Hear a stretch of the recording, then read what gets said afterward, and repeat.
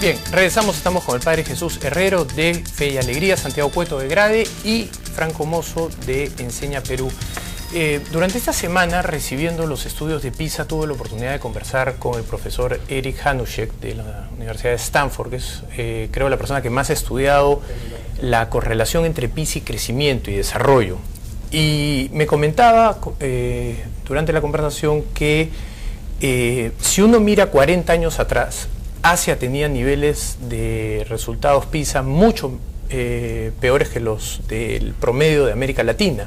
Y también tenía ingresos que eran casi la mitad en la época, ¿no? Pero en 40 años los asiáticos han crecido mucho en sus resultados y eso ha generado que casi nos dupliquen el día de hoy los ingresos. Lo que él me dice es que hay una relación muy fuerte y él cree que las diferencias entre ingresos de los países se responden en 75% en base a estos resultados.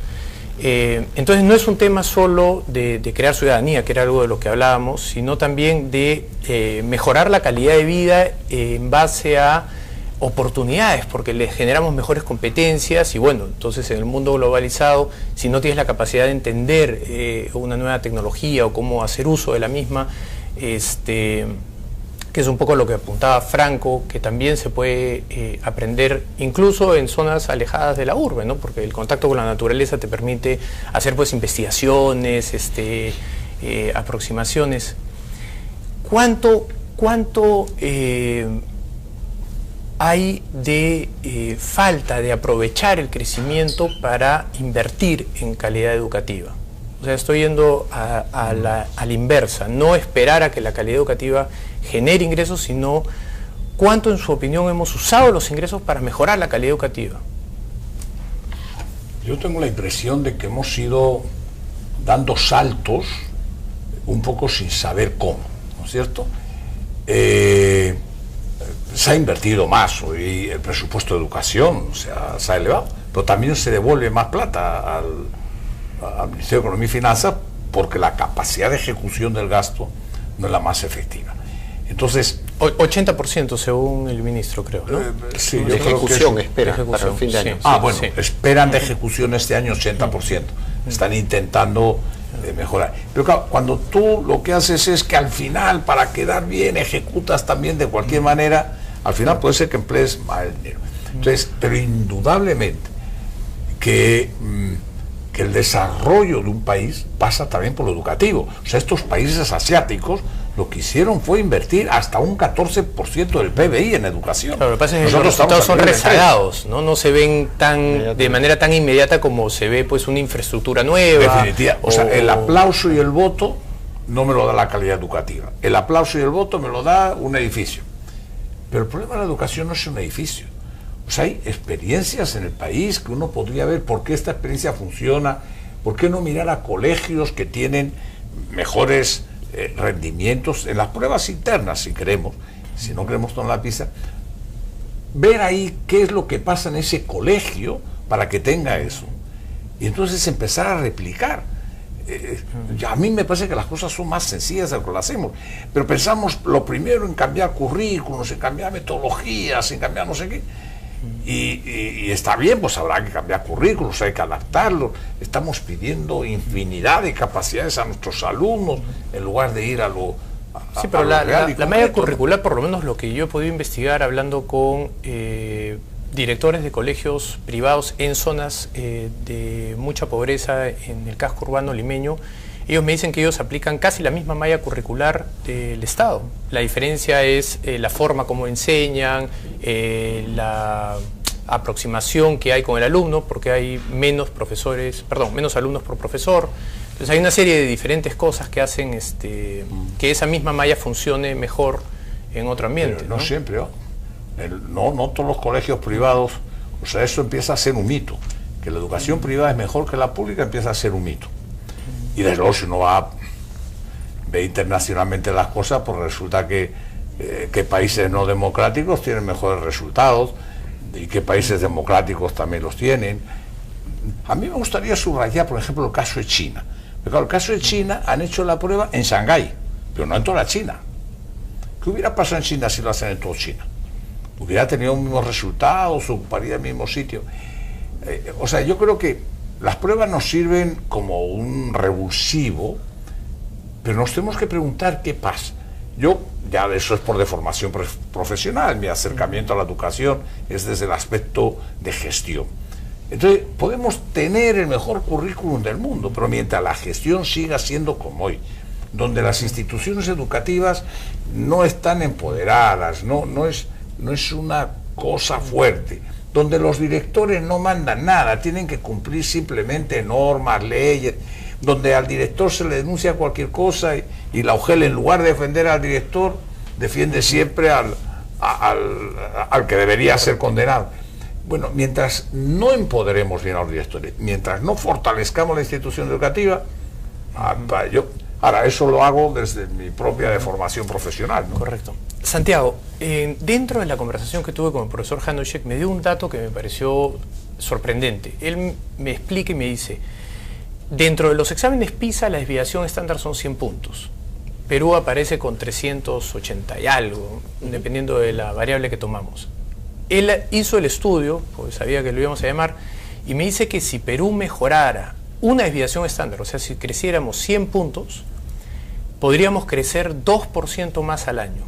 Y claro, si uno saca su cuenta, lo que eso significa en 20, 30, 40 años, ese 2% pues cambia de raíz la realidad peruana, la cambia en todo sentido, ¿no? Porque eso de 2% en 40 años, saquemos la cuenta.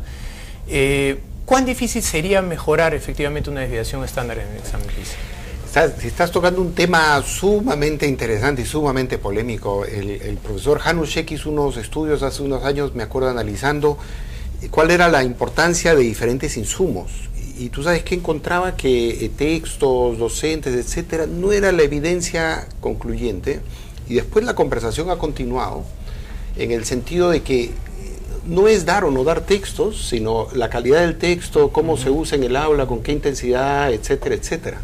Y entonces aquí hay un caso claro en el que yo pienso que mayor inversión es absolutamente necesaria, pero el fondo del asunto es cómo se usa este dinero.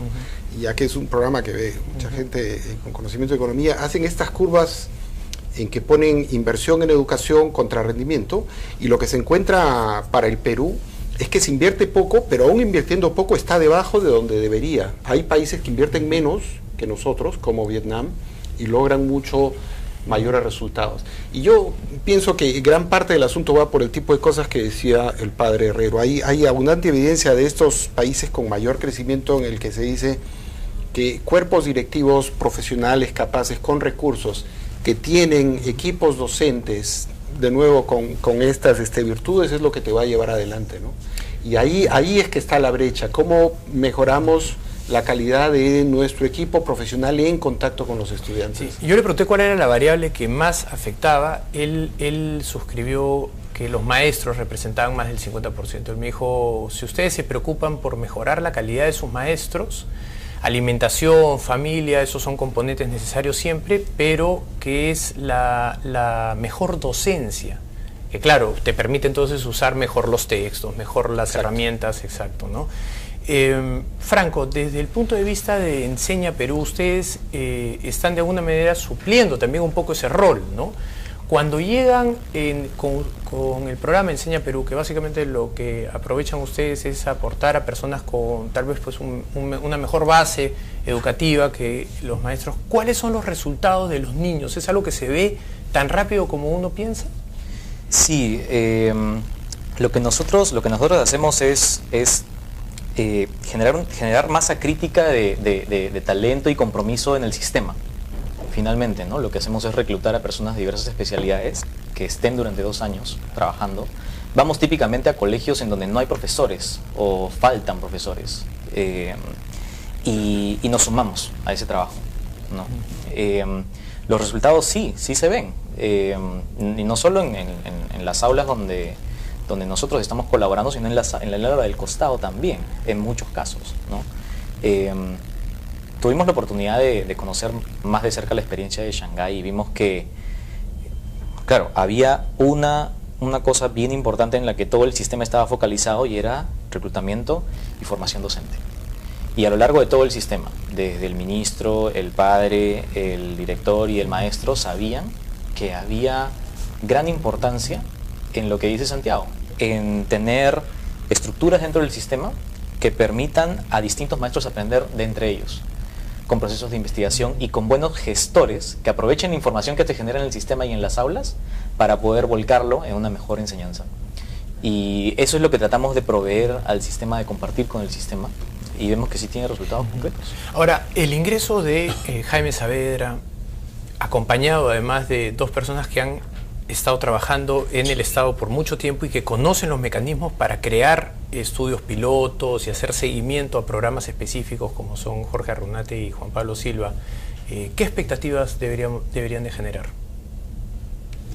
Bueno, yo una primera expectativa que tengo es que efectivamente, sobre todo la gestión mejore. Yo vuelvo a repetir, o sea, yo puedo tener las mejores cosas del mundo, pero si la gestión no cambia, si la corrupción campea, entonces un país por donde cambio la de gestión, campea, ¿cuál cree que es usted el principal componente en el campo de gestión? Pues porque si alguien que quiere trabajar bien no le dejan trabajar bien. No, pero ¿cuáles serían los cambios específicos que se podrían hacer? Bueno, yo creo que hay que estudiar muy bien los órganos intermedios del ministerio, que son los que están más cerca del hecho educativo, para que sean reales acompañantes de las instituciones educativas de su entorno, y no solamente por guardias de circulación o policía que te persiguen, y luego que la educación les interese. A mí me desespera, porque yo me encuentro con autoridades en estos sitios que la educación no les interesa. Les interesa que se cumpla una norma.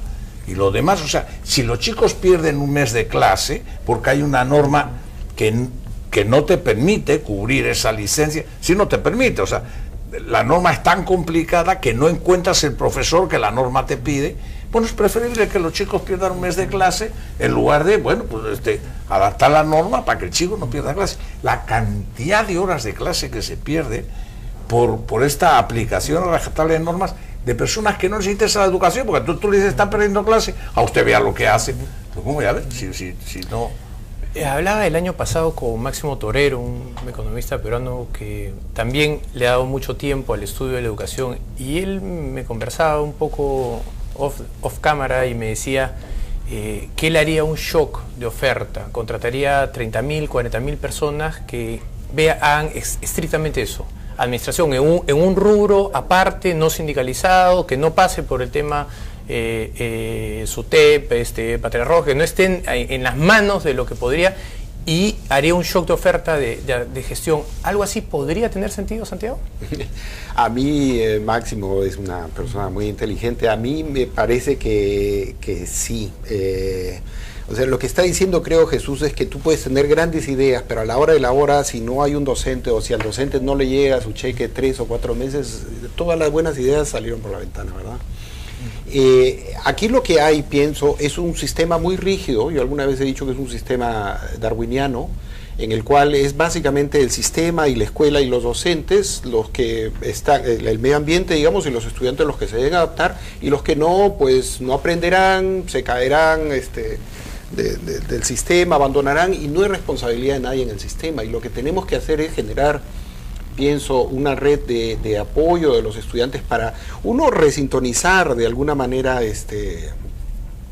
las expectativas de aprendizaje, que tienen que ser mucho más altas. O sea, obviamente nuestros profesores están pensando que los niveles de exigencia a los cuales han estado enseñando están bien, y PISA nos está diciendo que el nivel está 2 desviaciones estándar por arriba de lo que ellos tenían en la cabeza. Y entonces hay que, yo creo, así es, pensar en un sistema de acompañamiento, de reforzamiento de lo que está ocurriendo en las escuelas y con los estudiantes, que permita subsanar muchas de las cosas que está diciendo Leugel. Y sobre Jaime, yo siempre trato de ser optimista, y en este caso particularmente porque él ha trabajado mucho el tema de pobreza desde el Banco Mundial, y yo creo que entiende que uno de los grandes dramas que no podemos seguir tolerando en el país es la inequidad educativa, porque otra de las cosas que muestra PISA es que los promedios están bajos, pero las desviaciones estándar, digamos, o las diferencias, las brechas entre urbano y rural se mantienen básicamente intactas entre el 2000 y el 2012. De hecho, son las más altas en América Latina según CAF, ¿no? De acuerdo, de acuerdo. En lo que tenemos medido son, así es, inaceptables. Sí, es increíble.